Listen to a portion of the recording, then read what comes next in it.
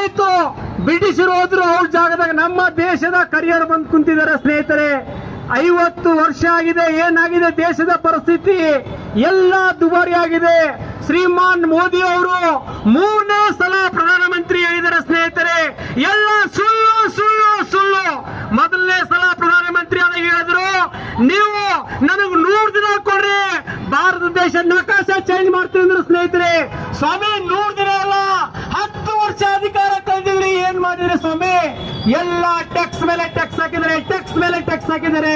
ಇದೇ ಇವರ ಒಂದು ಅಧಿಕಾರದಲ್ಲಿ ನೂರಾರು ಜನ ಬಿಲಿಯನೇರ್ಸ್ ಬೆಳೀತಾ ಇದ್ದಾರೆ ಸ್ನೇಹಿತರೆ.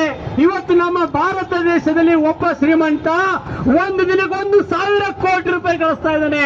ಅರೆ, ದುಡಿಯುವ ಕಾರ್ಮಿಕರಿಗೆ ಒಂದು 100 ರೂಪಾಯಿ, ಒಂದು 200 ರೂಪಾಯಿ ಸಿಗ್ತಾ ಇಲ್ಲ. ಅಷ್ಟೊಂದು ವ್ಯತ್ಯಾಸ ಇದೆ. ಭಗತ್ ಸಿಂಗ್ ಹೇಳಿದ್ರು, ನಾವು ಹಿಂದೂ ಮುಸ್ಲಿಂ ಅಂತ ಇವತ್ತು ಹೊಡೆದಾಡಿದ್ರೆ ಇದ್ರ ಲಾಭ ಬ್ರಿಟಿಷರು ತಗೋತಾರೆ. ನಾವು ಹಿಂದೂ ಮುಸ್ಲಿಂ ಜಾತಿ ಅಂತ ಹೊಡೆದಾಡಬಾರ್ದು, ನಾವು ಎಲ್ಲರೂ ಭಾರತೀಯರು ಒಂದೇ. ನೇತಾಜಿ ಸುಭಾಷ್ ಚಂದ್ರ ಬೋಸ್ ಕೂಡ ಅದೇ ಹೇಳಿದರು. ನಮ್ಮ ದೇಶದಲ್ಲಿ ಧರ್ಮದ ಆಧಾರದ ಮೇಲೆ ರಾಜಕೀಯ ಆಗಬಾರ್ದು, ಧರ್ಮದ ಆಧಾರದ ಮೇಲೆ ಶಿಕ್ಷಣ ತರಬಾರ್ದು ಅಂತೇಳಿ ಇವತ್ತು ಏನ್ ನಡೀತಾ ಇದೆ? ಭಗತ್ ಸಿಂಗ್ ನೇತಾಜಿ ವಿರುದ್ಧ ನಡೀತಾ ಇದೆ. ಇವತ್ತು ಧರ್ಮದ ಆದ್ಮೇಲೆ ರಾಜಕೀಯ ಮಾಡ್ತಾ ಇದ್ದಾರೆ. ಇದು ಭಗತ್ ಸಿಂಗ್ ಒಪ್ಪಿಲ್ಲ ಸ್ನೇಹಿತರೆ. ನಾವು ಯುವ ಜನರು ಕರೆ ಕೊಡ್ತಾ ಇದೀವಿ, ಇವತ್ತು ನೀವು ಯಾವುದೇ ಧರ್ಮ ಜಾತಿ ಬಲಿ ಆಗಬೇಡಿ, ನಾವೆಲ್ಲರೂ ಭಾರತೀಯರು ಒಂದೇ.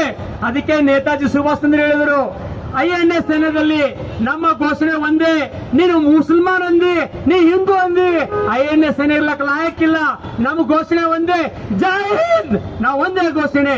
ಭಗತ್ ಸಿಂಗ್ ಕೂಡ ನಾವು ಭಾರತೀಯರು ಒಂದೇ ಅಂತ ಹೇಳಿದ ಸ್ನೇಹಿತರೆ. ಇವತ್ತು ನಮ್ಮ ದೇಶದಲ್ಲಿ ಇದು ಅವಶ್ಯಕತೆ ಇದೆ, ನಮ್ಮ ಒಗ್ಗಟ್ಟು ಅವಶ್ಯಕತೆ ಇದೆ ಸ್ನೇಹಿತರೆ.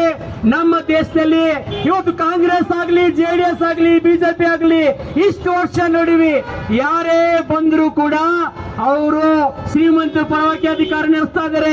ಇದೇ ಭಗತ್ ಸಿಂಗ್ ಅವರು ಹೊರೆಯಾಗಿತ್ತು ಸ್ನೇಹಿತರೆ.